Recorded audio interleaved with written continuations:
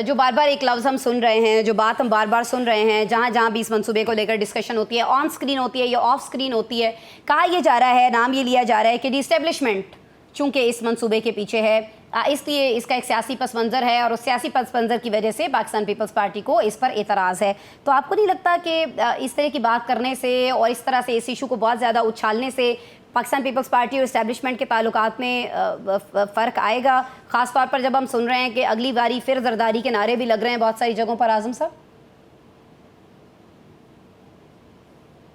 देखिए आसमा, सबसे पहले तो इस चीज को समझे कि पाकिस्तान दुनिया के उन ममालिक में है जहां पर फूड सिक्योरिटी का सख्त बहरान आने वाले दिनों में, और बिल्कुल। स्पेसिफिकली पंजाब के पास जो ज़रूरी उसके ऊपर काश दिया है। तो दुनिया भर के अंदर जो एक मॉडल कामयाब हुआ रेगिस्तान के अंदर, वो अरुंची मॉडल था जो चाइना के अंदर हुआ। चाइनीज एक्सपर्ट के ताउन के साथ ये जो कैनाल थी, इसका मंसूबा जो है वो बनाया गया, और इस मंसूबे के बाद इस मंसूबे का मकसद ये था कि हम उन जगहों पर पानी की रसद पहुंचाएं जहां पर बारिश नहीं होती और जहां पर पानी नहीं होता, ताकि हम उन इलाकों में अपनी जो फूड सिक्योरिटी के हमारे जो कंसर्न्स हैं उन्हें एड्रेस कर सकें और पाकिस्तान को खुराक के इस बहरान से आने वाले दिनों में बचा सके। ठीक है। अच्छा, ये तो एक इशू है और इस पे पूरी दुनिया काम करती है। अगर पंजाब इसके ऊपर काम कर रहा है तो ये कोई बड़ी चीज तो नहीं है। सिंध ने भी इसके ऊपर अपनी कैनाल्स बनाई हैं, एपी भी बना रहा है। तो भैया आपका पंजाब के साथ क्या इशू है? पहली बात तो ये। दूसरी इशू ये है जिसका इशारा काशिफ साहब ने भी किया, नौशाद साहब ने भी किया।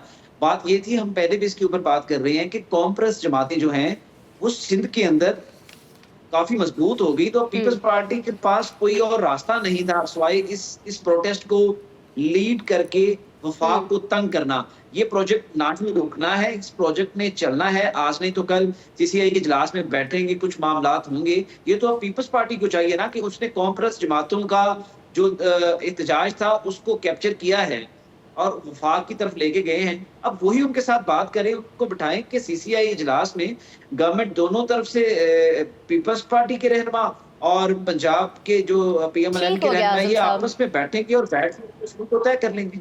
आसमा, देखिए एक चाइनीज कोड है कि अगर आप किसी मुआशरे की तरक्की चाहते हैं, किसी इलाके को अपलिफ्ट करना चाहते हैं, तो आप वहां पे सड़क बनाते हैं। जहां पे सड़क बनती है वहां पे तरक्की आती है। देखिए एक छोटी सी बात मैं आपको बताऊंगा कि अगर हम लाहौर से इस्लामाबाद की इस रोड की स्टडी करें तो एक रिसर्च के मुताबिक रेलवे जो पूरे पाकिस्तान में मुनाफे में नहीं है, सिर्फ लाहौर इस्लामाबाद, लाहौर रावलपिंडी सेक्शन पे मुनाफे में है। इसी तरह से मोटरवे लाहौर इस्लामाबाद मुनाफे में है। इस रोड की बकायदा स्टडी है। देखिए बुलेट ट्रेन से क्या होगा कि आपका जो 4 घंटे का ट्रेवल है वो 2 घंटे में, सवा 2 घंटे में आसानी हो कन्वर्ट हो जाएगी। जाएगा। एक बात तो ये मंसूबा जो है गवर्नमेंट का ऑब्वियसली बेनिफिशियरी है। देखिए सर, इस पे एक रिसर्च है। ये मैं कोई आपसे ऐसे बात हवा में नहीं कर रहा हूँ। ये रिसर्च है कि ये सबसे बेनिफिशियरी जो ट्रैक है जिससे सबसे ज्यादा रेवेन्यू गवर्नमेंट जनरेट करती है। एक ये देखिए, ये इस रोड की बकायदा स्टडी है कि ये प्रॉफिटेबल रूट है, जिस रूट के ऊपर अगर बुलेट ट्रेन लॉन्च की जाती है तो प्रॉफिटेबल होगी। दूसरी चीज ये है कि सूबे को चाहिए कि सूबा ऐसा प्रोजेक्ट शुरू करे जिसे दूसरे सूबे अडॉप्ट करें। आप देखिए बलूचिस्तान पाकिस्तान का 44% है। अगर पंजाब एयरलाइन का एक्सपीरियंस कामयाब हो जाता है तो आप देखिए बलूचिस्तान में जो सफर था पहले, ग्वादर से कराची तक का सफर जो था 3 दिन में होता था, अब ग्वादर से कराची का सफर सिर्फ 10 आवर्स में है।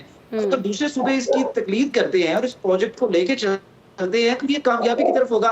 Nawaz Sharif cancer care hospital Pakistan का वाहिद हॉस्पिटल है पंजाब के अंदर, बड़जा टाउन में पंजाब गवर्नमेंट जो बना रही है, जहां पे हॉस्पिस यानी कि लेवल 4 के मरीज पूरे पाकिस्तान में कोई हॉस्पिटल नहीं लेता। ठीक हो। भारत में हमने देखा है कि बीजेपी हुकूमत को तनकीद का तो सामना है ही है, लेकिन वहाँ पर हमने देखा कि उस तनकीद को अपनी हिमायत में तब्दील करने के लिए एक ऑल पार्टीज कॉन्फ्रेंस जो है वो भी हुई, लेकिन जाहिर है कि उसमें कांग्रेस जो है उसने बीजेपी से बिल्कुल हटकर एक मौक़िफ़ जो है वो सामने रखा। आपको लगता है कि जो भारत का अंदरूनी इंतशार है वो भारत को इतना बड़ा फैसला लेने पर वो कर सकता है, लाइक इजाज़त देता है इसकी कि वो अपने पड़ोसी पर इस तरह से कोई हमला कर दे या कोई इस तरह की चीज़ करने की कोशिश करे?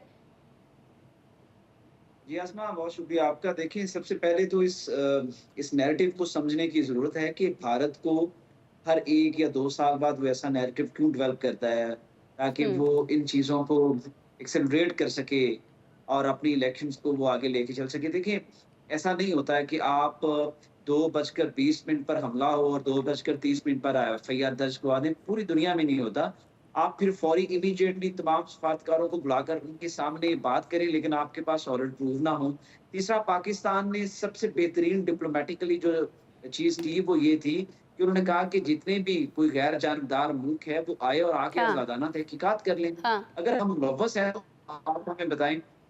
तीसरा ये है कि भारत ने, आपको याद होगा 2019 में जो एक इश्यू किया था, तो भारतीय मीडिया का जो लेवल था वो यहाँ पे था। इस लेवल पे आके मोदी को उन्होंने कहा कि आप हमारे साथ चलें, और मोदी ने फिर बालाकोट और इस इलाके में 1-2 एयर स्ट्राइक करवाई। अब जो भारतीय चैनल्स हैं, उनका लेवल 2019 से भी आगे चला गया। अब मोदी को वो इस जगह पे जाके रेट कर रहे हैं। लेकिन दूसरी तरफ आप देखें तो भारत एक दुनिया की बहुत बड़ी मार्केट है। हुँ, अमेरिका ने एक छोटे बेबी को पाला है और वो बेबी एक जवान बन गया है। उसकी 1.5 अरब से ज़्यादा आबादी है। वो एक दुनिया की मज़बूत जो है, वो एक मईशत बनकर उभरा है। ठीक। ऐसा नहीं है कि भारत आज चाहेगा तो भारत के अंदर जो कौमें हैं वो उसे कहेंगी कि जाएँ जाकर वो लड़ें। भारत जो है वो अखंड भारत का नारा लगाता है। वो कहता है जी नेपाल, भूटान, कश्मीर, पाकिस्तान, अफ़गानिस्तान भी हमारा है। तो भाई आप लो ना जाके अफ़गानिस्तान। हम हमारे ऊपर इल्ज़ामात क्यों लगाते हो? जो अंदरूनी खलफशार है, देखिए कांग्रेस कभी भी नहीं चाहेगी भारत के अंदर 26 मुख्तलिफ तंजीमें जो हैं, वो स्टेट के खिलाफ निबर्दाज़मा हैं। Naxalbari is one of the top list, Khalistan है। तो हाँ, हाँ। भारत का ये जो इल्ज़ाम है, वो सिर्फ़ प्रोपेगेंडा है, जो मीडिया वॉरफेयर के थ्रू वो पाकिस्तान के ऊपर इम्पोज़ करना चाहता है। और मैं शुक्रिया अदा करता हूँ, कम से कम भारतीय मीडिया ने हम पाकिस्तानी जो पॉलिटिक्स है, उनको इकट्ठा कर दिया है।